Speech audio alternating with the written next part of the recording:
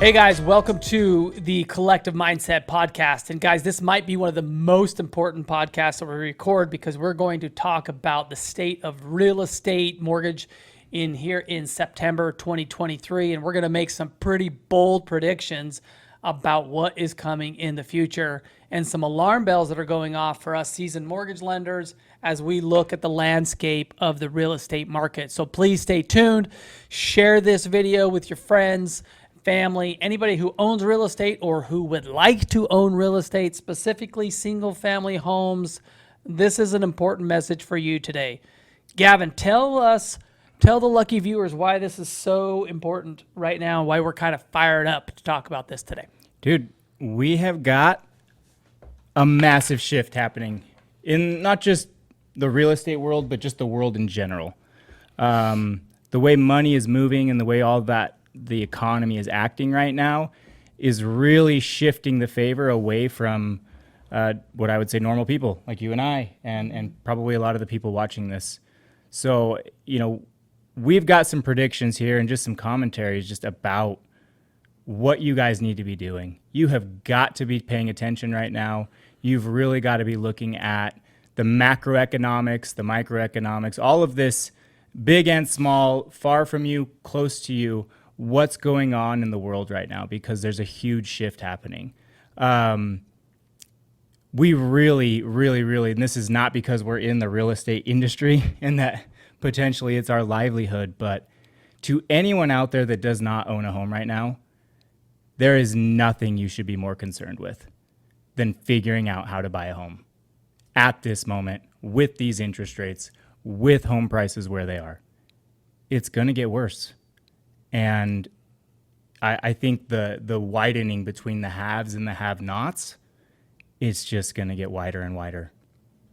Yeah, we Gavin wanted to coin a term for it. Yeah. What was the term you wanted to call it?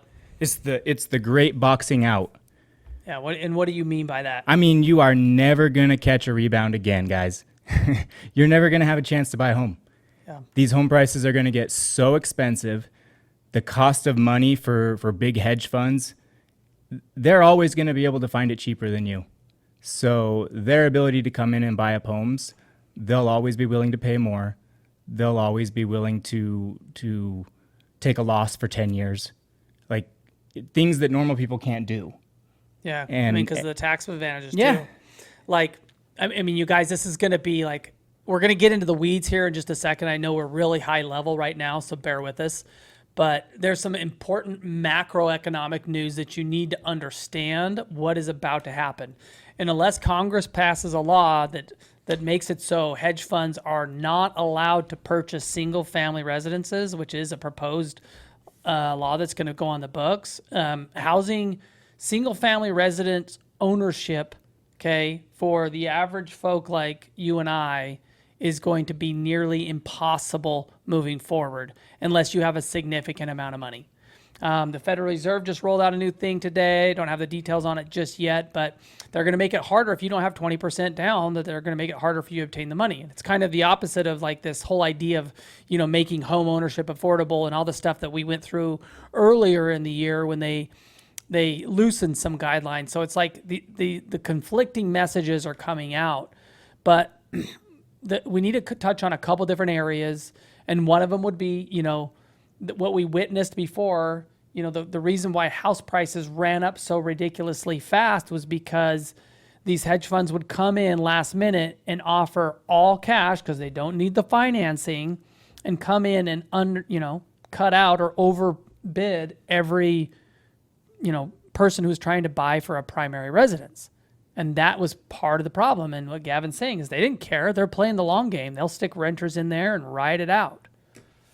Yeah. I mean, they've got investors who are willing to sit it out for 10 years because on the back end, at the end of those 10 years, there's a huge payday, right? So they're willing to make nothing for the next however long it takes to turn a profit on these deals. So, Jordan started to touch on it there, right? Like,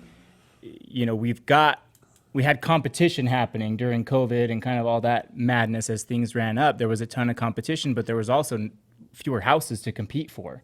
Mm-hmm. And that supply problem is not going away. It's getting worse, actually. Jordan, he had some numbers Yeah, let's address some of the data real quick, you Yeah. guys. And so right now, average annual household creation in the United States is around 2 million, give or take, households, new households that need housing per year. Right now, the latest number, the July number that just came out, was like 1.48. So we're about, by the actual numbers, we're about 600,000 houses short in the United States that's needed. Okay, that's glaring problem number one. Okay, so think about that. Number two, I want you guys to think about this, that you've all got that friend or that neighbor that's like, oh, there's a crash coming, man, there's a crash coming. So, and because they witnessed the 2008 crash. Well, guess what, guys? I was a mortgage lender in 2008. I knew exactly what it was like. I wrote loans from the year 2000 to 2008. I saw the BS, no doc, stated income, stated asset loan programs, and I was helping guys finance houses 5 times in a year. And I'm like, this guy's bought 5 primary residences in 1 year, but there was no guideline to stop him from doing it. And I was in the business of doing loans, and it wasn't my job to tell him no, because that's what the guidelines allowed. So I wrote loans, and a lot of them were bad, probably. I don't know. But I want to point out a couple of things. You think to yourself, here's a quiz question. How many homes in this country that are owner-occupied are owned free and clear, meaning there's no mortgage? Gavin, what do you think that number is? No, it's like 37%, right? It is 42%. There you go. You guys, it's 42%. So if you own your home free and clear, are you panic selling it? Are you letting it go to foreclosure? No. So that's almost half the homes. Okay, so riddle me this. What percentage of homes have an interest rate below 5%?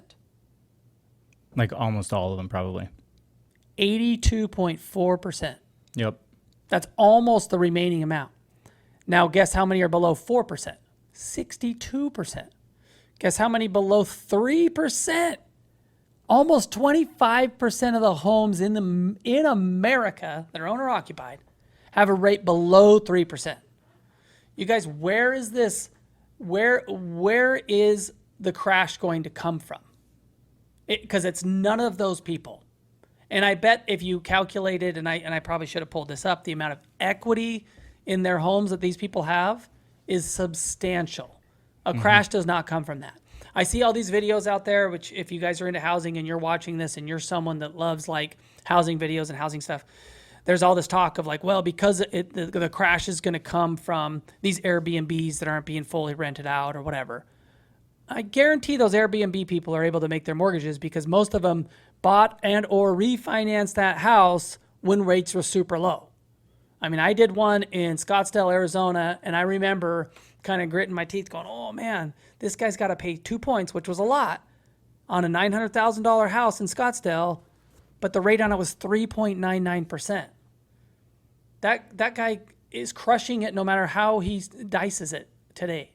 If he has a long-term renter in there, that long-term renter is probably paying at least 50% above what that mortgage is. Yeah, well, because what's the alternative, right? If someone wants to live in that area, because there's not enough supply, but even if someone did find a home to buy in there, at today's rates, what's that payment? Oh, 6-7 grand? at least. Right? So, yeah, of course, that guy at 399 probably financed 700 grand or whatever it was. The dude's got a $3,500 mortgage payment. Like, he's renting the house. He'll take it off Airbnb. He'll find a way. He put 20% down. He's not going to walk away from that money. He'll find a way to make that payment. So, I mean, barring some absolute insane black swan end of it, system ending kind of situation, it is not going to happen, you guys. It's crazy to be betting on that. Yeah. It's like, I don't even have a good analogy for it. Because it's one of those things that's, it's a little bit of mind scratcher. And so like, we are obviously, the asterisk to all of this is exactly what Gavin said. Like, if there is a black swan event, could things happen? Yes. But you keep out World War III or whatever, it is not happening. The data does not support that in any way, shape, or form. And in fact, the data tells you the exact opposite. And it's interesting. They just released this all the major, housing data people, I'll call them those guys, issued forecasts at the beginning of the year for for 2023. And almost every single one of them had a negative appreciation, like what it was going to happen and like that home prices were going to decline and all this kind of stuff. Every single one of them have re-advised their figures for year end of 2023, and every single one have appreciation built in. Every one of them. Yeah. Of the like 15 of them. And it honestly, it was a little shocking to you and I. Like in the beginning, in January, February, I was like, yeah, we're probably going to see a 5 to 6% decline. That's how it felt. And then this just shift happened because there's just not enough houses. Yeah. It's kind of just, there's no easy answer, right? None of it feels great. Like we're in a super uncomfortable, pickle. We're in a super uncomfortable spot just in the cycle, however you want to call it, right? Just in the world and economy at the moment, right? But I am always looking for, like when I'm looking at things I want to invest my money in, or even just decisions I want to make around how to invest my time or my resources, whatever it is, I'm always looking for that asymmetric risk reward kind of thing, right? So if I put in a certain amount of money, like I want there to be way more upside than there is potential downside. And so I think that's what we've got going on in the housing market. Like, right? The asymmetric risk is, okay, you buy today at today's price, today's rate, right? What do people not want to have happen? They don't want their home to go down in value, right? Mm-hmm. They could have got a better deal. That's what they're probably worried about. They don't want to have their home go down in value and they bought at the worst time. Well, for their home to go down in value, some version of that black swan event we just mentioned is going to have to take place, really, at least for it to go down substantially enough for someone to worry about it. At which point, interest rates are down, everything's down, like the opportunity to recalibrate, right? To readjust that payment through a refinance or some other, government program, HARP, like all these things that happened last time when the collapse happened. Like you've got insurance to the downside. Mm-hmm. You've got a million different ways that you can mitigate that risk. Whereas what's the risk going the other way? And what coverage do you have? You have none. If you don't buy a home right now, rates could go up and home prices could go up, and you're paying that if you ever decide to buy a home. So at a certain point, if people don't decide to buy a house, if you all just sit on the sideline and don't do anything, you're going to look up in 10 years and you're going to be so discouraged, you'll decide you're just going to rent forever. That seems like an absolute real likelihood. Yeah. I mean, based on what we just discussed, to summarize this segment, okay, like you're kind of looking at this line in the sand and you're going, holy crap, these rates are in the 7s. This is insane. And, oh, well, whatever, figure out about house prices. We just explained that house prices are stable and probably appreciating. Unless there's a black swan event, they're just going to keep on increasing. The cost of material goods, they have not gotten any cheaper, and they're not going to. So you can't build a house for less. And so these builders aren't going to go out there and just build houses and like chop 20, 30% off them. They're not going to do that. They just will not build. And there will continue to be a supply-demand issue. If we're lucky enough and the Fed figures things out and banks come together and we realize we're dipping into a recession and rates come back down, if you bought a house, you're going to win. The lower rates are going to fuel that run up in house prices again, right? So if interest rates persist higher and higher, you'll be glad that you got the 7.5 and you're not at 8.5. But the house price is still going to climb higher because of the aforementioned supply-demand issue. Yep. So you kind of have this line in the sand where it's like, yeah, now's the time when I actually need to buy. I almost have a win-win scenario. Either I'm going to gain equity and I got in before rates got too just insanely high, or I got in and my house continued to appreciate and rates came back down and I was able to then refinance. Yeah. And like you said, right, it's this buoy effect, right? So if we do have an economic downturn that does eventually bring rates down, that's going to immediately spur real estate activity, which ultimately is going to help buoy your home's value or push it up even higher. So you've got limited risk to the downside, right? And honestly, guys, if the whole system collapses, who's paying their mortgage anyway? So I just think it's that asymmetric risk is what I call it, right? Like there's just way more upside than there is potential downside. And I think that the policies that are happening just in the world government, United States government, state governments, those policies are kind of, they're anti-middle class. They're anti kind of owning things. They're anti setting people up to be more autonomous. Like it's just a weird situation where, somehow homeowners, I saw an article where someone was arguing that homeowners are guilty for having equity. Like how you're a terrible human for having bought a home and having equity in it and not selling that house and somehow spending. I don't know what point they were trying to make. They made no point. It was just insane. It was like a bunch of most ridiculous things because clearly it was trying to push this idea of what what they feel is equitable in this like climate change, ESG nonsense that's being pushed out there. But the forces behind that, and I want to segue into this so you guys understand what's coming. So if you look at, again, the macro picture of what is being pushed and moved forward, you've heard this idea of these 15-minute cities. This is not some big conspiracy that's never going to happen.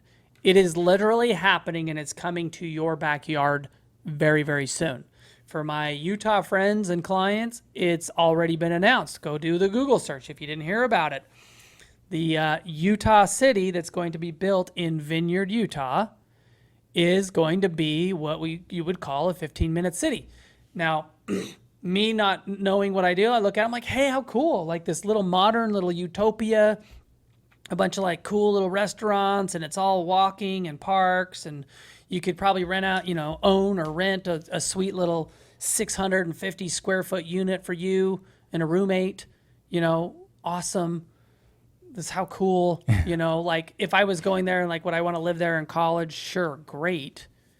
But there's not going to be single family homes on quarter acre lots there. There's no room, And so if I'm sitting there and I like the American dream and having this house with a tree and a rope swing in there and maybe, a little garden, like those days are going to be gone. And that's what people need to look at. And it's like, when the agenda and the people who are controlling the agenda of the world are pushing and saying, we want you to be a nation of renters. You shouldn't own a home because it's not environmentally friendly. You don't need all this space. Why do you need a car? You shouldn't, all these different things. You have everything you need in just this little community. They're going to try to bring you in. And your last castle, so to speak, in defense is going to be single family home ownership on some land. And then you look at it and like, well, who's against you? Who's trying to stop you from that? Well, lending practices are hard. It's really easy for hedge funds to come in and buy. Well, who's in partnership with them? Who's pushing that policy? We don't have time to get into that, but look into Larry Fink and how he's pushing policy for BlackRock. I mean, he's pretty heavy-handed. Yeah. So where are we going as a nation and as a world with like home ownership or where people live? Yeah, well, I think it just boils down to like, where are we going to push our resources? Vote with your money. And to me, rather than live in some super convenient, sweet city in Utah City, right, where it's awesome and everything's perfect, and you pass your money up to some corporation that owns it all in the form of rent, right? And then you rent your car when you need it. You Uber everywhere, or everything's rent, right? And there's a profit margin built into everything. Yeah, the people who are making money are the ones who own the whole thing. So you as the middle class person, you're not owning your apartment building or your little units or whatever. Like it's just defeating this American dream, this ability. Like if you look at all of the Americans right now where they hold a majority of their wealth, it's in their home. Mm-hmm. You have to own something, you guys. And I don't care if you can rent the house for $2,500 and your mortgage payment's $3,500. I will argue till I'm blue in the face. Buy the house. Buy the house. Pay the extra $1,000 a month to own it. And I'm telling you, in 10 years, you will look up and you will be wiping the sweat off your brow because you almost were that guy who owns nothing. So like homeowners right now have 40 times the net worth as a renter. 40 times average net worth in the United States. And that's just the average, right? But It's insane. 40x, you guys.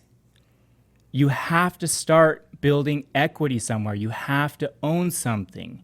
You talk to all of these big companies, people who are out there like on Instagram, hustle culture, all this stuff, right? What are they talking about? Owning the business, equity. Like everyone needs a piece. Everyone wants bips on the deal, bro. Like we need to own things. And that includes your own home. You cannot be sitting on the sidelines thinking like, I'll just wait this out. And it may get better, but I think, like I said, that asymmetric risk, like if home prices drop, that means interest rates are going to drop, which there's a safety net there. And there's not the other way. There is no insurance if rates get higher. There is no insurance if home prices continue to climb. Whereas in the other direction, there is. Yeah. So. Well, and I think one of the last things like we'll say about this is we're thinking about it, just understand the forces that are against you. The America that, you know, I'm in my 40s, Gavin's in his late 30s, but the America that we grew up in is kind of not there anymore, you guys. It's kind of been sneakily snuck out from under us, okay? The American dream, yeah, we all want to own real estate. That was it forever. And now it's this idea because they've, you know, discouraged this next generation coming up from owning things and made it very difficult that they, you know, they never want to move out. They want to live in mom and dad's apartment and it's too much money. And then, well, I'll just go get an apartment and I'll do these things. Like they're being conditioned to accept this idea of like going to live in this apartment or going to live in this tiny little space. And then they're just going to wait for all these people that we mentioned to own their houses free and clear. They put them up for sale.